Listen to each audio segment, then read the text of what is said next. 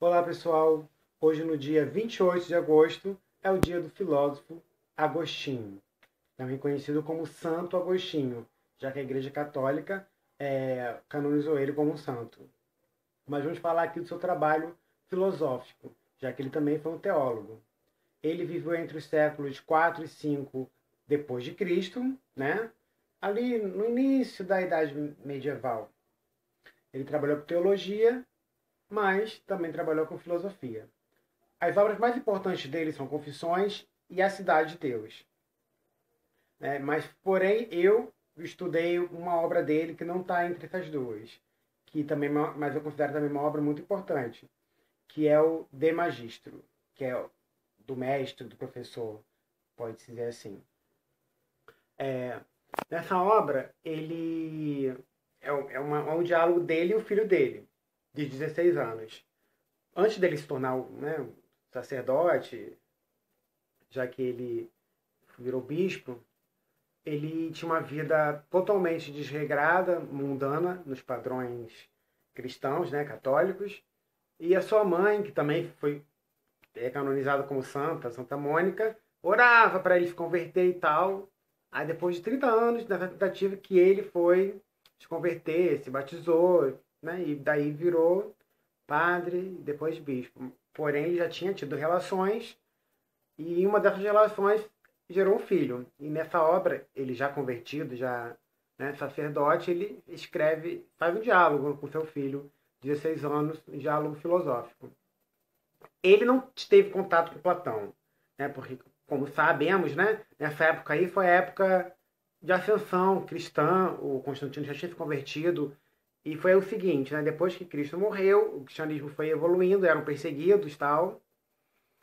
Só que no momento que quanto mais perseguia, eles aumentavam, aumentavam.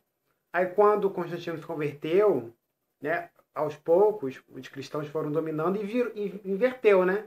Agora os cristãos que estavam matando os que não eram cristãos, que não queriam se converter. Como o caso da Hipátia de Alexandria, né? Porque Agostinho, ele era africano, né? Ali da Argélia, hoje a gente conhecido como Argélia. E ele teve contato com a filosofia africana, dos filósofos africanos ali, com o caso de Plotino. A Hipátia também era africana, né? De Alexandria, e ela morreu 15 anos antes dele morrer. Então ela foi uma vítima, uma das principais vítimas, mais conhecidas ali daquele início da dominação cristã. E ela continuava com os ensinamentos neoplatônicos, que todos eles eram neoplatônicos, que eu citei aqui, né? Hipátia, Plotino e Agostinho.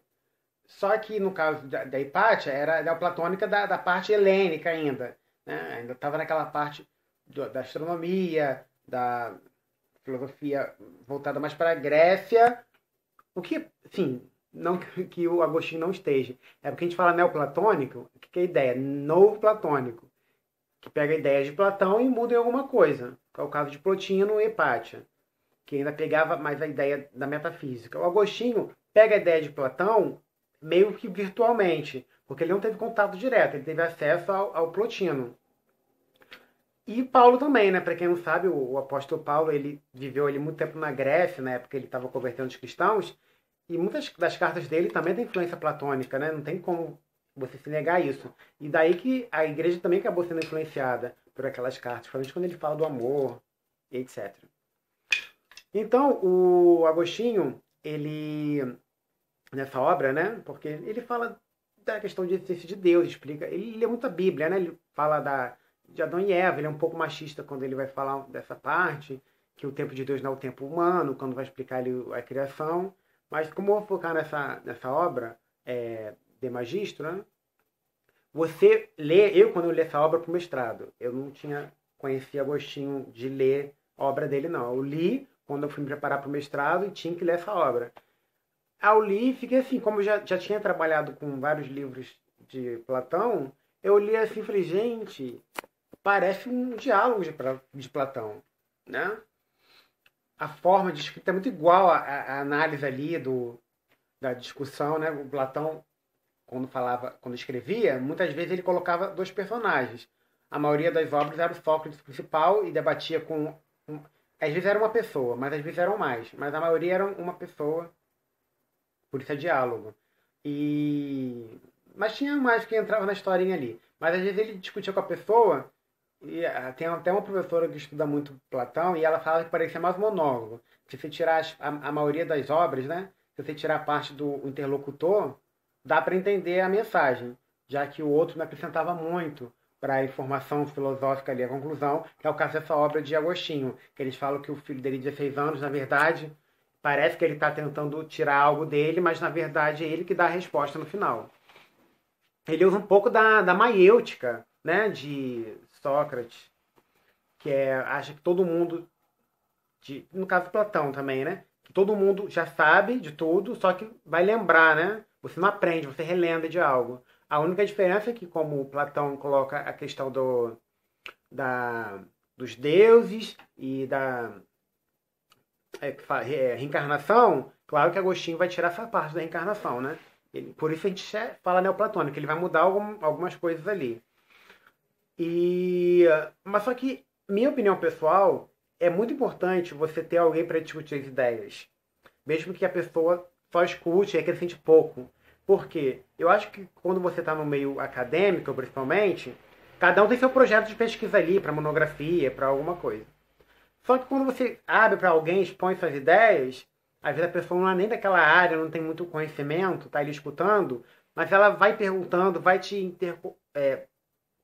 questionando e você chega a alguma resposta legal, que você não chegaria sozinho no seu quarto pensando nas ideias.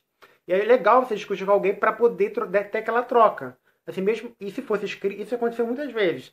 A pessoa comigo e eu com a pessoa, né? Eu só estar ali questionando, perguntando e a pessoa chegar a alguma conclusão que ela não chegou sozinha. Então essa outra pessoa, mesmo que ela não acrescente muito para o contexto da ideia, eu acho que ela é essencial. E muita gente critica essa obra, né? Devido a isso. Então, a obra ele fala da palavra. Será que é possível aprender só com as palavras? Da palavra com a palavra? Como o conhecimento é passado através da palavra, como chega do outro, uma coisa que está na minha alma, vai chegar e te ensinar. Ele está falando de questão de ensinamento. Como é que um homem consegue ensinar para outro homem e tal? Aí ele vai questionando isso com o filho, questionando. Aí o spoiler, para quem não leu, o spoiler, Aí quando você fala do mestre, a obra, você pensa, Agostinho é o mestre, o filho é o discípulo que está ensinando e está aprendendo ali. Eu vou entendendo isso, né? Ele está provocando o filho para poder chegar a alguma conclusão sobre essa questão, né, do conhecimento, da onde vem, como passa, como aprende, será que aprende junto, que no caso o mestre, o professor, ele ensina de verdade. É interessante o diálogo. Aí no final, né, faz muito tempo que eu li essa obra, mas eu lembro que no final ele me surpreende quando ele mostra que o mestre de verdade é o Jesus que está dentro da pessoa, que mostra qual é a verdade, qual é a direção e tal. Me surpreende no sentido de que eu achando que o mestre era o próprio Agostinho, se colocando na posição de mestre, na verdade está falando do mestre Jesus, né? Que ilumina a pessoa para dar a resposta da verdade, do conhecimento e etc. Mas como eu falei, a estrutura me lembra muito a estrutura platônica. Como eu adoro a estrutura platônica, adorei essa obra, né?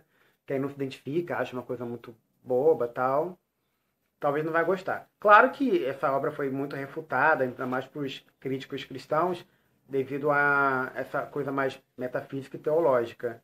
Já que no mundo contemporâneo, né? As pessoas são muito anti-metafísicos. As pessoas que eu falo são a maioria dos filósofos atuais, né? Já consideram que a metafísica morreu. Mas é isso. E ele morreu, né, como eu falei, que ele morreu 15 anos depois da Hipátia, ele morreu no ano de 430 depois de Cristo. E no dia 28 de agosto foi a data que ele morreu, que a Igreja Católica comemora também o dia dele hoje. Muito obrigado e até o próximo Filósofo do Dia.